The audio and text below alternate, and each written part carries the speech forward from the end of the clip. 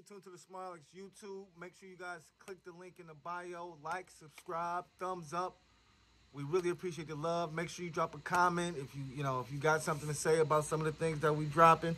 This channel is a mixture of a lot of things, but we try to definitely keep you up to date. We try to keep you hitting you with different knowledge. So at this time, I've been going through the massacres in America, and the next massacre I'm gonna do today is gonna be the Thibodeau massacre. I believe that happened back in 87, if I'm not mistaken, 1887. Yeah, looks like 18. Oh, I'm sorry. You know what? I'm skipping one. Let's go to. First, we're gonna go to the Colfax massacre. Now, this happened in Louisiana, and this is the Colfax massacre.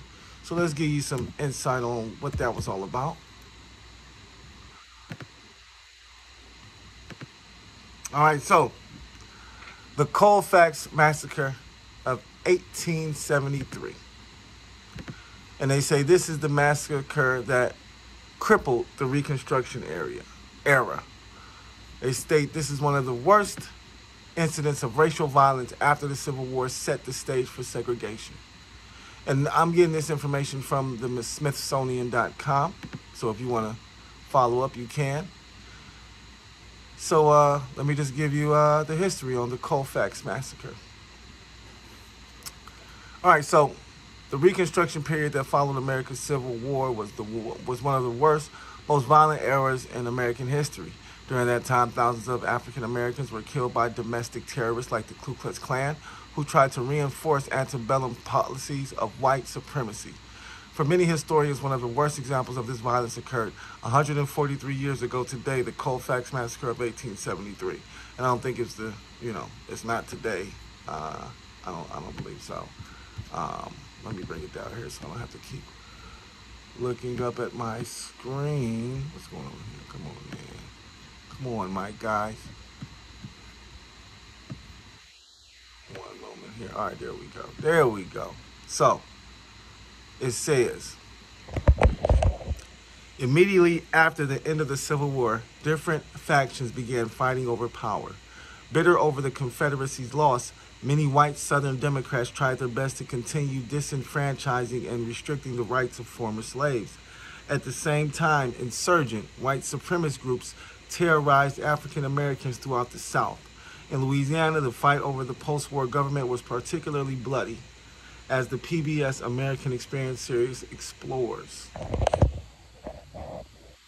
So, out of the fear that local Democrats might try to seize control of the Grant Parish regional government, which was almost evenly split between black and white citizens, an all-black militia took control of the local courthouse in 1873. Soon after, a mob of more than 150 white men, most former Confederate soldiers and members of the Ku Klux Klan and the White League, arrived and surrounded the courthouse.